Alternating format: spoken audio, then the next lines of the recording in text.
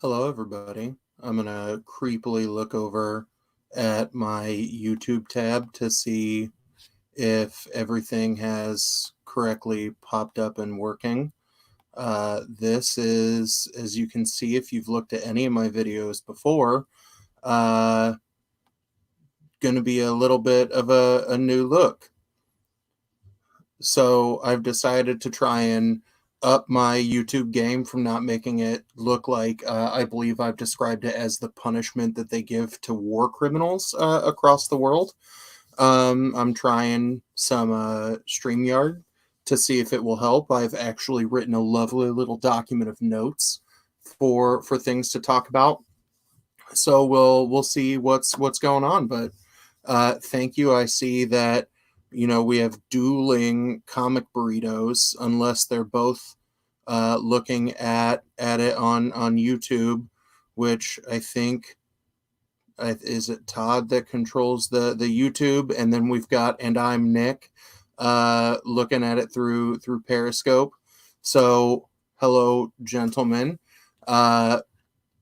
Today, as you might have seen me anxiously tweeting all day, this has been my first kind of mail apocalypse where a lot of the shit that I have ordered has decided to come in on the same day.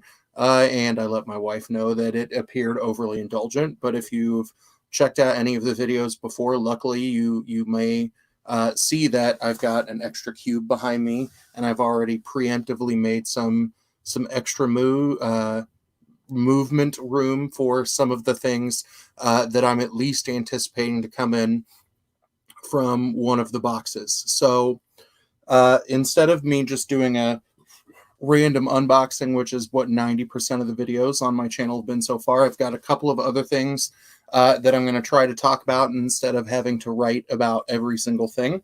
So in terms of what we're going to do today, we'll kind of alternate through some of the many packages that I had come in the mail, and we'll talk about some of the books that I think I'm going to be able to pick up at my LCS tomorrow on New Comic Book Day, and then what kind of things I will continue to read in terms of new to me Comic Book Day. But I don't know if you all know, it's World Dracula Day, which I didn't know was a thing until I saw it was trending on Twitter. So one of the things I tweeted out earlier today is that I'm very excited to revisit some of my favorite vampiric tales.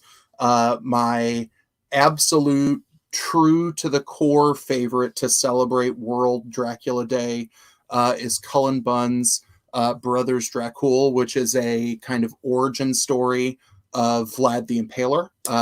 If you have been on the blog and have seen the That's a Whole Lot of Bun series of posts, one of the posts is dedicated to talking about that book, and both my local comic shop owner Jason and I have been consistently tweeting Mr. Bunn on a regular basis, begging to see a follow up to that first volume of books. And then there are two other vampire books that are currently running that I enjoy quite a bit. One of them is the new run of Morbius the Living Vampire, written by Vita Ayala. If you saw my review of The Wilds that came out a couple of days ago, I think you all know that Vita is one of the people on my Mount Olympus of creators that I absolutely love, that everything that Vita does is gold, and I think they are absolutely killing it.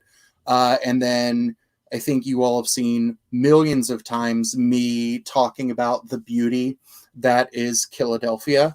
If you have not read it, and I know that And I'm Nick is on the verge of starting it. He was thinking about starting it yesterday, and I want to know how right I was about his need to start that book.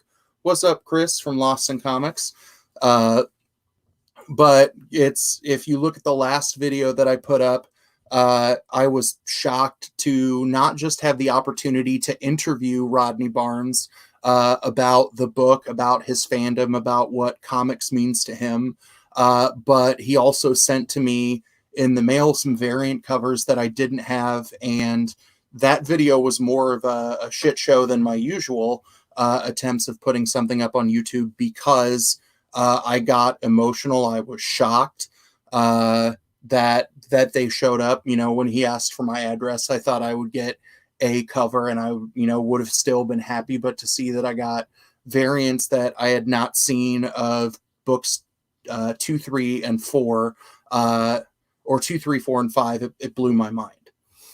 So I'm excited. Cole is about to hop on that Philadelphia bandwagon. I know that he is headed in the direction of the comic signal tomorrow to see if he can still pick some of those up, or if Nick, swiped in right in front of him and grabbed some of the last copies. But I'm excited to see what the Comic Burrito boys really think about that book. They've both, or all three of them have made some good DC recommendations for me to pick up, and I think you might actually get to see some of those today. So hopefully we'll see if I didn't steer them wrong in this direction. So I want to show the first thing that came today. You might remember a couple of days ago, I tweeted about sitting in on the full afternoon of Mad Cave Studios product showcase, where someone sent me a message that I should check that stream out, and it was Stoney Williams, who I got to meet through Ashcan Comics Pub, who he's written a bunch of things. His most recent work was Val of the Beast Heart Chapter 1. And lo and behold, once we hit like the 4th hour of this product showcase, they announced his new book, Villainous, is dropping, I think, in like October. And as I watched everything, I was like, most of the things that are coming out of Mad Cave are really, really cool, but I have not read any of it. So they were one of the publishers that had some of their free #1s up, and I ordered a couple of things. So the first is an accessory that I will need to venture out into the scary, scary world of my LCS and anywhere else I go. Uh-oh. I have my new official lovely COVID mask. Says stay home, stay safe. It is a mask from their series Battle Cats, which I reviewed the #1 on when I was deciding what exactly I wanted to purchase. And I think it's a pretty fun story. The first 2 arcs have just concluded. So that was in package #1. And then I ordered a couple of trades from Mad Cave Studios, where they had some bundles going on that focused on some of their bigger collections. So in the second box today, the first of their bundles that I purchased was the Battle Cats Trades Volume 1 and Volume 2. That it's a mythical book about, people of the lands coming together to fight some sort of darkness. And bundled with the 2 trade paperbacks were actually some additional like pins that came with it. So I have some pins that are from some of the different characters or some of the different factions in the Battle Cats books. So I think those are kind of cool. One of the things that I should probably show a picture of sometime is the backpack I take to school that is just covered in, these kinds of enamel pins or, lovely little buttons all over the back of it. Chris from Lost in Comics says, great mask. Thank you. As you saw, my ears kind of rocketing forward, or, my big fat face and jaw. Maybe I have to stretch out a little bit before it's ready to go out into the world. But I'm excited to not have to wear the same kind of generic medical grade paper mask that I've worn a bajillion times, or, just a bandana over the face. The second thing that I picked up was one of their books that I remember seeing in my local comic shop when I first started. But, I was naive enough to go, oh, it's not DC or Marvel, so I'm not interested. And, I've learned how stupid of an attitude that I adopted early on. But it's the first volume of Knights of the Golden Sun, which is books 1 through 7, that they are also ramping up for the next arc in that title. And it also came with a lovely enamel pin to add to my collection. So I'm excited to read these. I'm excited to get more into Mad Cave. One of the things that I know I'm going to dive into is going back into that product showcase and kind of take some judicious notes in terms of when is coming out, what titles are coming out when. And the owner of my shop has, hands down said, anything that you've picked up that you like that's from a publisher, as long as I can get it through Diamond, let me know and I'll make sure we start carrying some of it. So that's one of the things that I want to add. Oh, I see David from Driving Creators or the Lion's Den is here for me to talk about his box. Over the Ropes is another one of the Mad Cave titles that I'm going to pick up. I know that it's on the verge of the first volume and trade coming out. And I, like the guys from Comic Burrito, read Invasion from Planet WrestleTopia. I love a good wrestling comic, and I think this is the first time that I have ever consciously trade weighted on picking up a book. But the other connection that I like to Over the Ropes is that the writer of the series, Jay Sandlin, is also someone who does work for Ashcan Comics Pub or ACP Studios, which, those of you who are in here have heard me talk at length about how much I like them.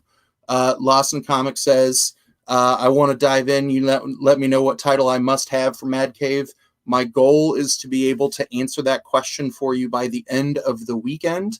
That I'm gonna kind of vet through what they have, what series I think are good to jump in now, especially some of the series that are going to start at the end of the summer, in addition to some of the titles that are about to hit the trade phase, or, you maybe just missed book one before COVID. But one of the things that I'll add to the description in both the YouTube video and some show notes on the website will be a description of some of the books that I've kind of talked about there. But Chris, if you're interested, if you go to Mad Cave's website, they do have, I think it's most of their current series free number ones up, like a lot of other publishers have done.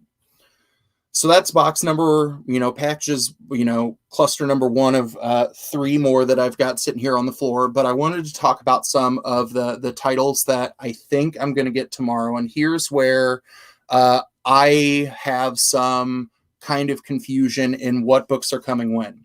So I live in Kansas, the heart of the mighty Midwest. And I was talking with the Comic Burrito guys who are up in Michigan about a couple of DC books that they had read. And when I went in last week to pick up, any of my DC books that I had, there was only one there, that it was Superman's pal, Jimmy Olsen, that I didn't have a copy of The Flash, which is on my pull list. I didn't have a copy of Green Lantern Season 2, Book number 3, which is also on my list. And I think it's because of all of the different, Diamond and then the DC's new little pet project of items being released, that people might not be getting all of the same books on the exact same day, which is something that I think is strange. Cole says, I think Michigan is the heart of the Midwest. I think when we were drunkenly talking about wrestling that I then fell asleep during on Saturday night. No, I don't even think Michigan is part of the Midwest, and I will stick to it. And if I've got to drive up to Grand Rapids to fight you, I will. So where some of my confusion came, the first set of picks I want to talk about from today or for tomorrow are from Aftershock and Boom Studios. So in looking at the books that 2 different websites said will be available from Aftershock tomorrow, there were 2 titles that stuck out to me. Number 1 is Dead Day number 1, which is a question of what would happen if the dead came back for one night a year. What could they do? So it's kind of looking at something like, what if Dia de los Muertos was something that was not just, a spiritual experience, but people did actually get to, show up. And I'm guessing it being an Aftershock book, that it's going to be, dark and gritty, that the dead are going to show up for one night, and hopefully it's like The Purge 2.0. But the other book that's being posted as coming out tomorrow is Disaster Incorporated #1, which was something that I actually picked up last week. So in terms of looking at, now Cole is now sending me definitions of what the Midwest is on Discord. Look, I don't want none of your Census Bureau, liberal media, conspiracy theories talking about what the Midwest is or is not. Nick says I look very well rested today. I fell asleep watching wrestling with some of the Comic Burrito guys on Discord on Saturday night. And I'm actually not well rested. That I think I got about 3 hours of sleep last night because I watched 10 episodes of Riverdale last night because I hate myself. The other thing, the other two books that I'm going to pick up from Boom Studios this week, the first book is Alienated #3, which the way Boom tweeted about it, it was something that was supposed to come out last week and Diamond screwed it up. So who knew that Diamond would fuck things up, whoops. But that is about kids who find like an alien in the woods, and it's now all connected them mentally, and they now have to fight someone. The second book that's coming out that the #1 was fantastic to me is King of Nowhere. And it's a seemingly normal dude that shows up in a city that is people of like individuals with physical disabilities, but then there's also like a lot of cross species stuff going on. Like a lot of him in the first book is him talking to like a salmon with legs. Actually, before I pushed the go live button, Nick was showing me some of the cover options, trying to figure out what the A, B, and C variants are. And apparently one of the people who does the art for Ice Cream Man has a variant cover, and it looks fantastic. But I think Dead Day will be a new pickup for me. If you like disaster stories, you want kind of a what if with Fukushima, and the dead zones that got created after the nuclear disaster, then pick up Disaster Inc. because I think that book has a lot of potential. And then from Boom, King of Nowhere is going to be a home run, and I will promise you on that one. Alienated is okay, and I think book #3 for me is does it stay on the list or does it go? All right. Second box I want to show, and I forgot that I created some lovely little banners that I forgot to click on. So there you go. There's your lovely what's in the box. So order #2 from TKO came in. Had I had known the first time that, I shouldn't order a button and a sticker, I, maybe wouldn't have done that because a button and a sticker showed up in the box. But after loving the first two books that I picked up from TKO, which were Sentient, which that book blew my freaking mind, and I wanted to read it again instantly. The second book I picked up was Sarah, and I know there are a lot of people talking about how much they love that book, and to be honest, I'm going to have to sit down and read it again, not because I didn't like it, but I read it after reading a whole bunch of both Ennis and non-Ennis Punisher related stories, and I think I stupidly gave myself like some assassin ass-kicking death lash. But the story intrigued me, but I think I just tired myself out from so much Punisher. It's good to know that David and I agree on things. He likes Sentient as well. So the two books that I picked up, really with no rhyme or reason as to why I chose these two, I think I have the eventual intention of picking up all of the TKO books are the Banks and Pound for Pound. So I don't really have much to talk about with these two. That, like I said, the Banks is about a heist.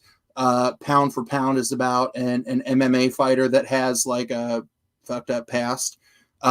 So these look like two things that are different to me from what I have typically been reading, with the eventual intention of picking the rest of them up.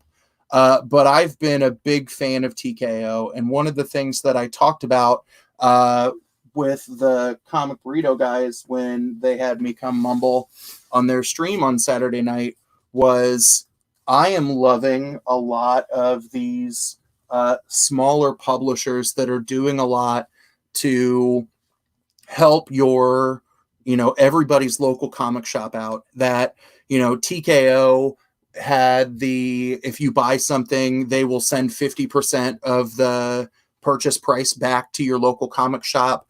I know Source Point Press, I know Black Mask, I know a lot of different smaller publishers had these kinds of deals going on, which I think is kind of awesome. And one of the things that kind of infuriates me as someone who, dove back into this world to chase the new, House and Powers of X/10 books, was that you're not seeing a lot of this coming in terms of, the larger, more ties to corporate publishing in terms of like a Marvel and a DC. So I'm a big fan of supporting any of these smaller publishers that are going to do things to help make sure that my, local comic shop will stay open during these times. And I know that Mad Cave doesn't have like you buy something and they send a percentage to your store, but they have been running a fairly successful GoFundMe page to create a fund for local comic shops and other folks like that during this period of time. So, as long as, even if all is said and done with all of this COVID stuff and God knows when, and we all get to return to our normal lives at some point in time, I'm still gonna go back and, remember these publishers, hype these publishers up, because during this time of need, we may have seen, individual creators that are more long-term tied to Marvel or DC reach out and do things, but we didn't see anything happen from, as John Oliver would call them, business daddy all the time. So I'm really excited about those two books. Cole from Comic Burrito says that he loved the Banks, or loved the Banks. That I think, in hearing him talk about it, I might have been watching one of their streams when I was deciding which books to pick up. Nick has said he wants to read Eve of Extinction, which is on Eve of Extinction, and then the Doctor Whoever, I think, is the third order that I'm going to place, saving the whatever the one that is like the Western title. And then Eve of Extinction, and Eve of Extinction might show up on my last wave. Oh, yep. The Dr. Fang. So that's mail call number 2. So the next thing that I want to talk about in terms of pull items, and again, we've got, some of my confusion here, are books that may or may not be coming out this week or came out last week in some places from DC. So I read Flash Forward, and I picked up Flash 7, 50, 51, and 52 when they came out before all of this. I've started doing some background reading on the Flash. I've read Flashpoint Paradox to kind of play catch up on a lot of this stuff. So again, in talking to people from different places, some folks already have Flash 753, but both DC's website and multiple solicit websites say 753 and 754 might be available tomorrow. The second book that hopefully will exist for me, or I guess the next two, Green Lantern number 3. I know that, Nick, who traditionally is not a Green Lantern fan, started raving about how much he loved that title. So hopefully it will be here through Diamond in Kansas tomorrow. The same is true with the Black Label title, Joker Criminal Sanity #4. I'm hoping I get both of those. And then the other two books are weird for me, right? Justice League 45 was on the list, but Justice League 45 is something that I was able to pick up last week. So again, if any of you read Justice League, I know the boys from Lost in Comics have kind of fallen out of love with Justice League, that I think both of them have taken it off of their list. So I don't know if the two websites that I've looked at were wrong, or if, again, it's the different distributors. And then the last DC one on the list has been my favorite DC title that I've been reading. It's been tied between Superman's pal Jimmy Olsen, which has 2 issues left, and then Lois Lane #10, which may or may not be coming out tomorrow. That I've enjoyed that kind of world that has gotten set up. So DC, I don't know.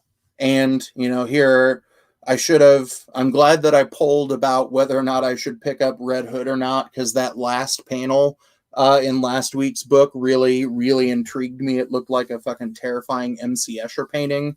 But then everybody else is saying, right, Chris enjoyed Justice League. Nick didn't like it. Cole got Justice League. Okay, so Chris was hooked, and then Cole got Lois Lane last week, but they weren't in my shop. So I don't know what the hell's going on with DC, but if you've heard me ever talk about anything DC, you know that I don't know what the hell's going on in any of the story things or anything like that either. So in terms of package number 3, this is my second pickup of a Comic Tom mystery mail call box that I liked. Some of the things that I got in the last box, that I got the Comic Tom exclusive variant for Gut Ghost from Scout Comics, and that title really, really intrigued me. I got a signed Gwen Stacy Ghost Spider, not the Ghost Spider run that has been ongoing and then got fucking ditched to the print or the digital only release world. And then there was one other title in there that stuck out to me that I can't remember right now. So this one, I don't know what's in here, and I'm excited. Ooh, all right. So I have a black and white cover of Deceased #1, which, if I know in some of the folks that I've been talking about, or I asked the Lost in Comics guys last week a question about the end of Unkillables, that I really enjoyed Unkillables, and then the ending really confused me because I had only read the one shot, A Good Day to Die, and then I picked up Unkillables at the hype of other folks. And when I asked, like, do I need to know what happened in Deceased for them to for me to understand the ending, they're like, yeah, you should fucking read that book. So I now have a start, right? I have 1 of 6 there. Here you go. Nick is helping talk about some of the disparity between the Diamond only titles or the things that the independent DC folks are doing. So thank you for that, Nick. So that first one I really enjoyed. This is the Comic Tom. Is this the official variant for the box? It's signed. It's another Scout Comics. It's a #0, and it's called Long Live Pro Wrestling. So, it's kind of ironic that we talked about Over the Ropes here a few seconds ago, to get another wrestling comic that's signed. So even if this isn't the official variant of the box, I'm excited. This is something that I've looked at picking up a couple of times. It's Scarlet #9, and it's Bendis and Malieve together. I think that's a Spy Tale. but it's something that I know that I've looked at picking up a couple of different times. That I like most of the work that Bendis is doing. That I'm glad I picked it up. Here is, I'm going to have to look at the card for this because this is a signed art print, and it looks like a bear riding a buffalo, and I don't know what that's from. The Salve versus Sistine the Stick, art by Monty Moore, and it's a Scorpion Comics variant, and it's signed by the writer Javian Jordan. All right. I think that's kind of cool. It goes along with, I think it was a Spawn original printing that was about that big that we got last week.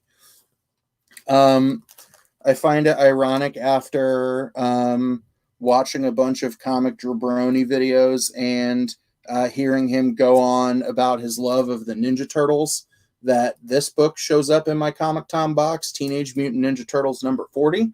That is pretty fucking cool cover.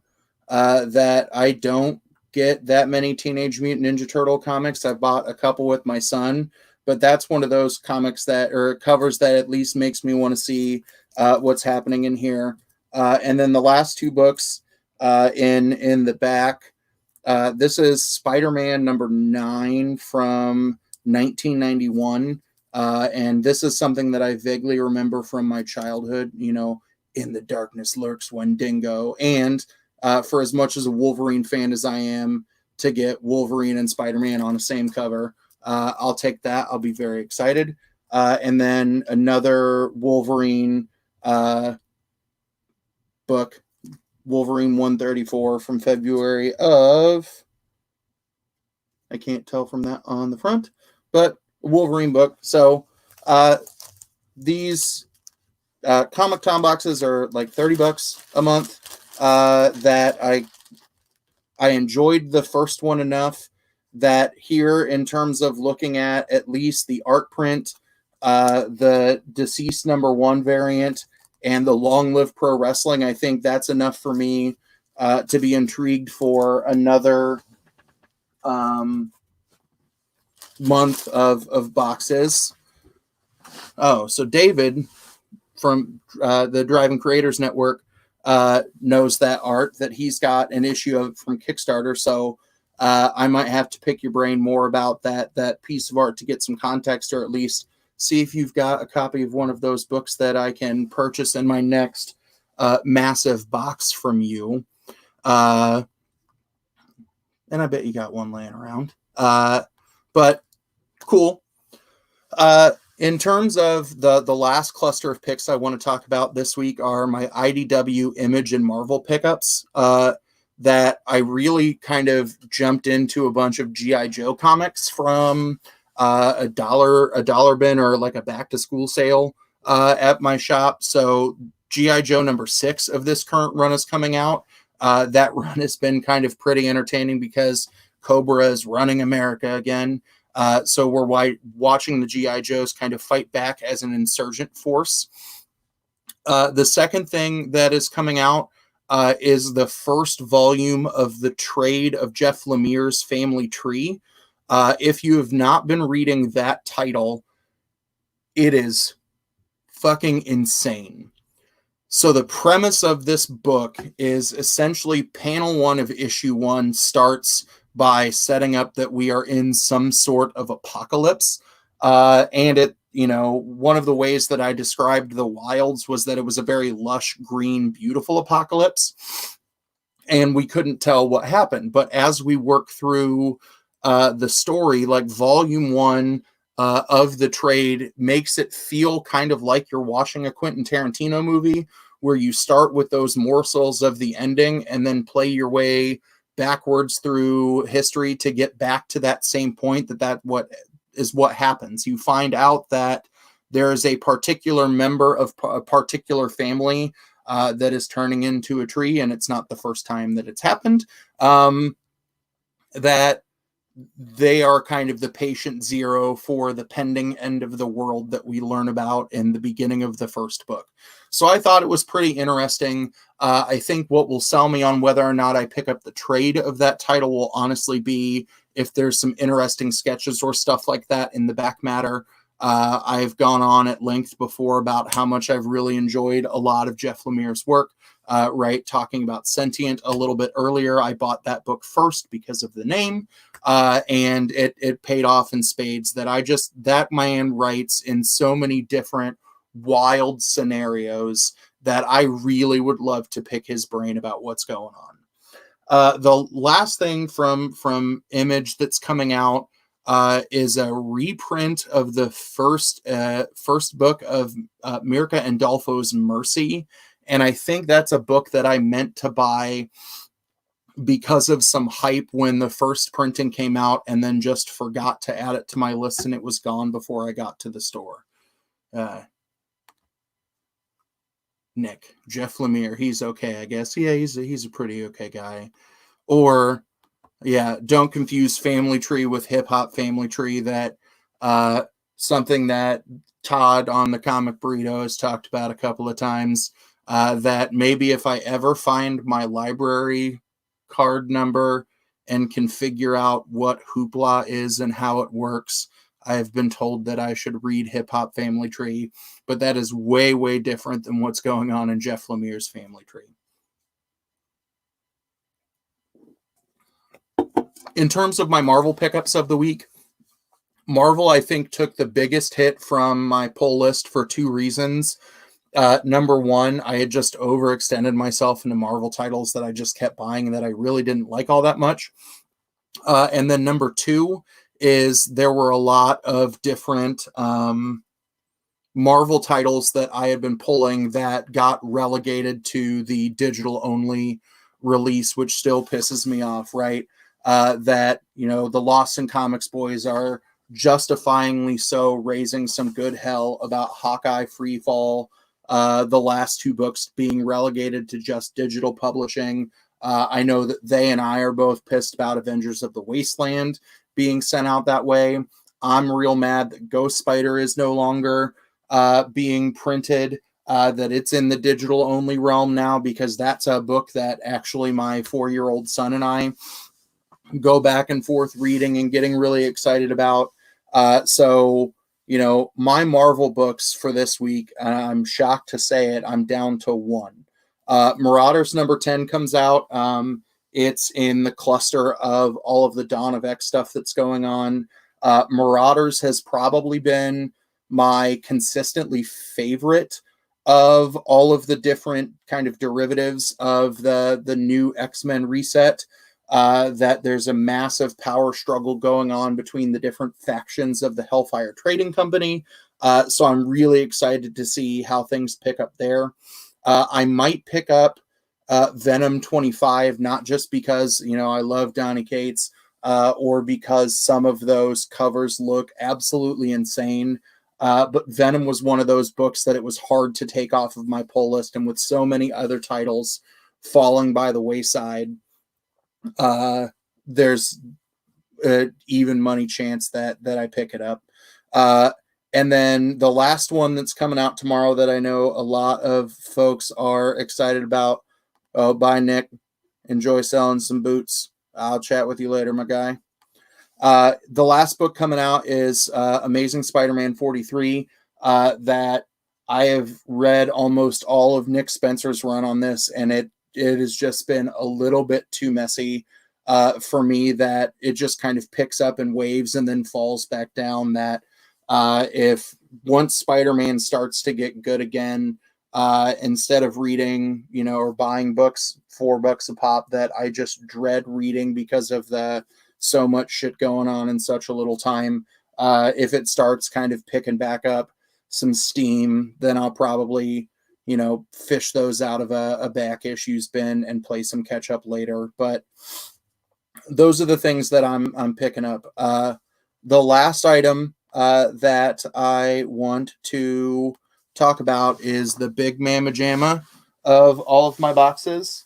And I know David was active in the chat a few moments ago. And it's because he wanted to know if everything that I purchased from him made it here in good, healthy condition, and I'm sure it's did, because he packed that first box that I got from him like it, if I were to mail one of my own children, that it was packed that sturdily. So the first time I hooked up with David was during the Creators for Comics auction, where I've picked up some of the best books that I have read from his auction that I picked up. That's where I picked up Moon Girl, the Death Sentence, the 27 Club, all of the things that I picked up from him, I loved. I talked a lot about a Black Mask box that I picked up after my initial Black Mask order. All of that came from the Lion's Den, which is through a lot of the things that David does to promote independent writers, creators, artists, give them reviews, hook them up with people in the processes, right? And that's just something that philosophically I want to put my money behind. So I felt bad at first, because originally the only things that I had ordered from David for the first time were 2 Marvel books, which I just kind of felt dirty. Ordering 2 Marvel books from someone who is all about indie artists, but he just had a hell of a deal on this collection, this hardcover collection of Matt Fraction's run on Hawkeye. So I had to pick this up to kind of fill the void of what I won't be getting from Rosenberg's run. And then I'm on a big collection of all things kind of Infinity Gauntlet and Thanos adjacent. And I also love Adam Warlock, that when people were talking about, the Snyder Cut and things like that, and someone asked, what should you do to the MCU? My response was, fucking make movies that actually treat Adam Warlock like he exists, because he's kind of a big deal in all of the Infinity Crusade stuff. So I was excited for both of these. And then I responded that I was sad that I didn't see the second Black Mask box that I wanted to go back and buy. And David said, oh, it's in there. And I went, well, shit, and bought it again. And it looks like, thank you, David. David gave me 2 little extra books in here for me to check out. Hillbilly by Eric Powell from Albatross. Anything that's a fucking scary dude with a hatchet with a bear lingering over his shoulder, I'm all about reading that. And then the second thing is White Ash #1, which I think now I have my first single to go with the White Ash trade that I got from David's Creators for Comics auction. So thank you for throwing this extra little bit in here, David. That's very, very awesome of you. You did not have to do that. And, of course, there's more tape. Oh, and there's another hardcover in there that I forgot about. The other ones that I'm very excited about. So I think this cluster in the middle is all Black Mask things that I didn't have and have wanted to pick up, that he's got them at such an amazing price point. And like I said, he is philosophically where I want to be about, promoting independent work and independent creators, that, spending money on him or through him versus through Black Mask, it's 6 of one, half dozen the other. So in this second Black Mask box, we've got the Dregs, the trade, which I'm excited to read. I've got too much crap on my lap. Gotta find the best way to do this. All right. I've got the first 2 issues of Mayday, and those covers just look kind of badass. And I'm going to take off this little "Give David All of Your Money" banner, so you can see some of those cover arts. And I'm sorry for the glare. I have to get a better light to put behind my computer to make it go away. But those are really, really cool. I've got, I think, 2 variants of Clandestino #1. And I think I'm going to like that because it's got just that really scary kind of Narcos vibe from the front cover. And then I've got The Skeptics, which I've heard good things about. And then I've got Kim and Kim, which is a title I honestly didn't know anything about, but if David's going to put it in his box, I know that I'm going to appreciate it. And then the last one that I'm the most excited about, and I'll put the other 3 titles up on Instagram, is the Forever's #1.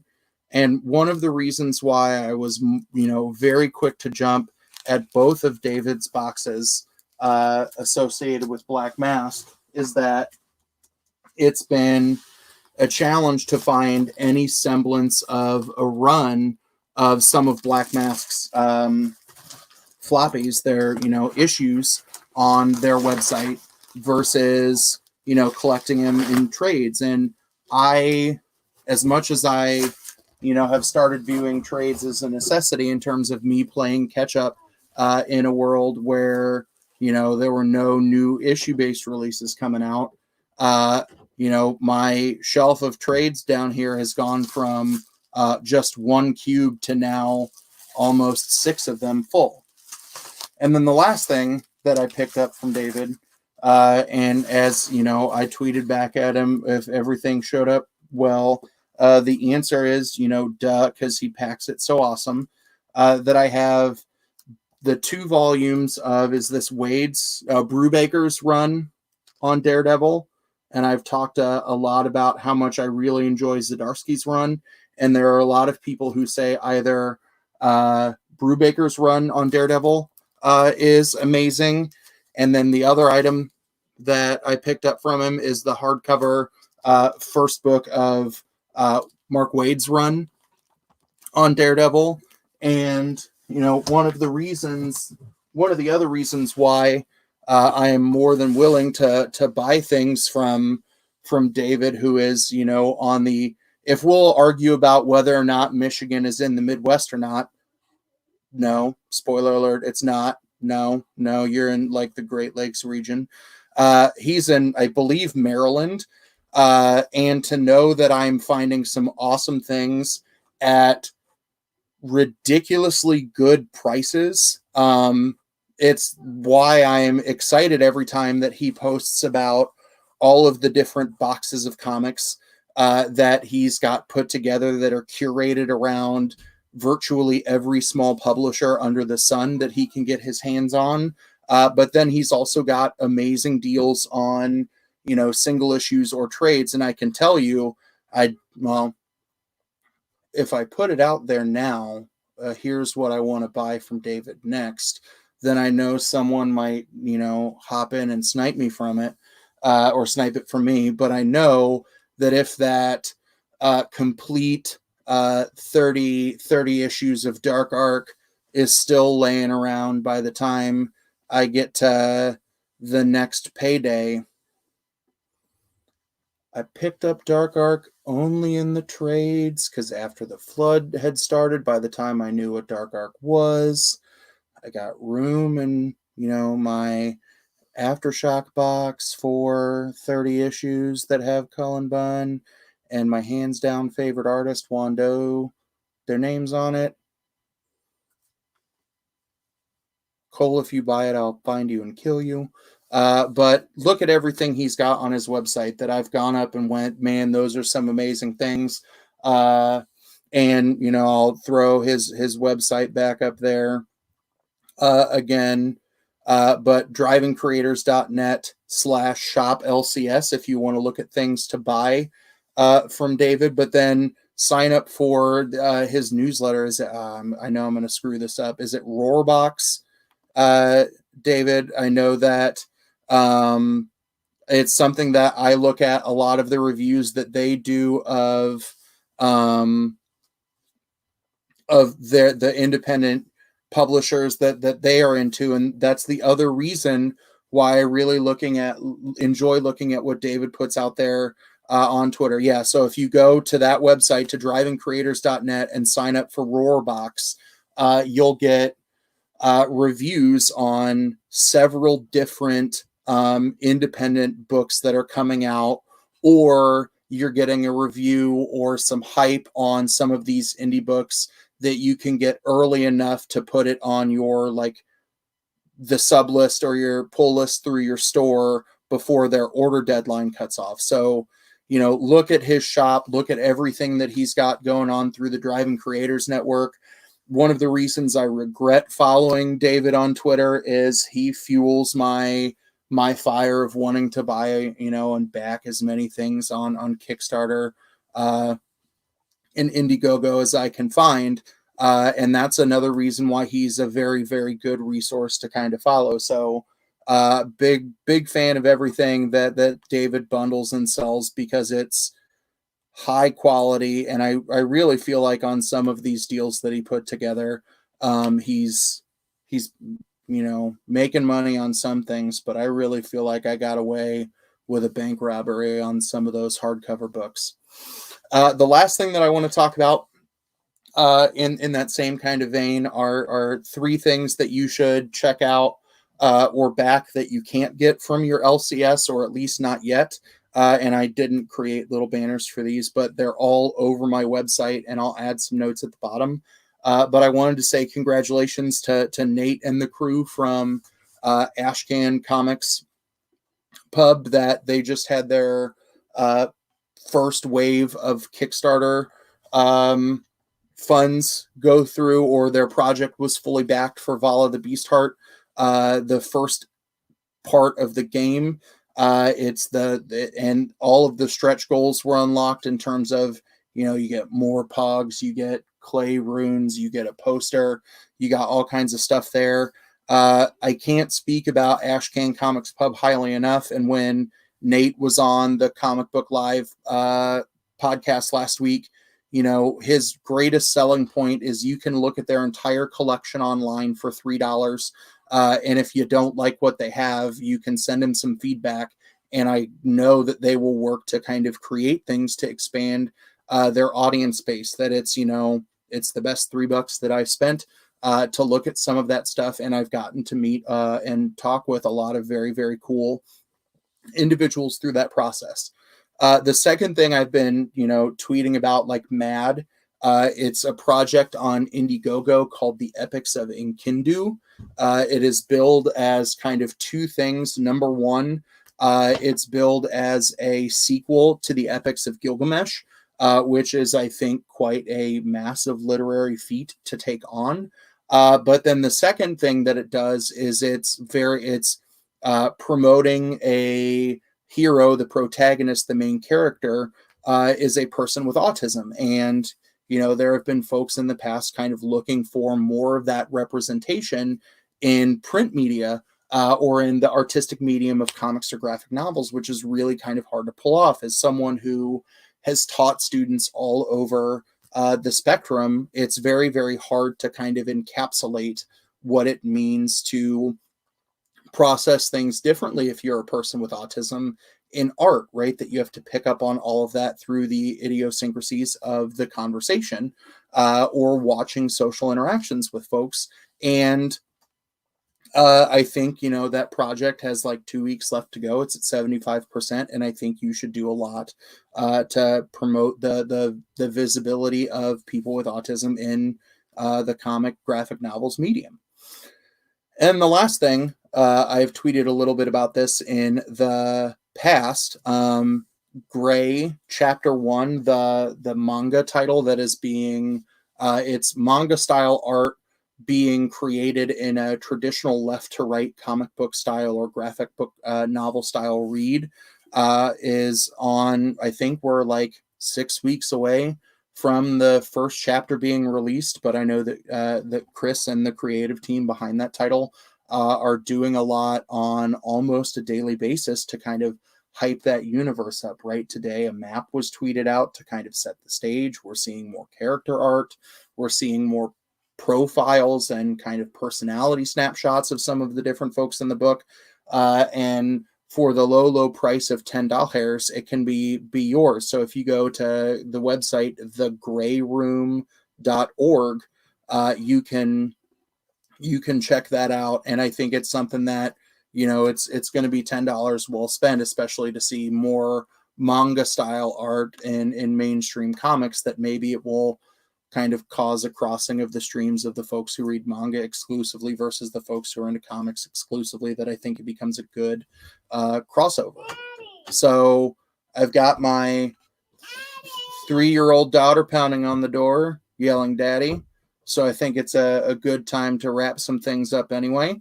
So hopefully you've enjoyed things in the more aesthetically pleasing format. Hopefully I was a little bit more organized and a little less rambly today. But thank you for stopping by. If you enjoyed yourself, push the like button, the subscribe button, all of that. Do those YouTube things. But I appreciate you stopping by, and hopefully you at least found some new publishers or some new outlets that are all about promoting independent creators, where you can get your fix from big, small publisher alike from. So thank you for stopping by. Have a good day.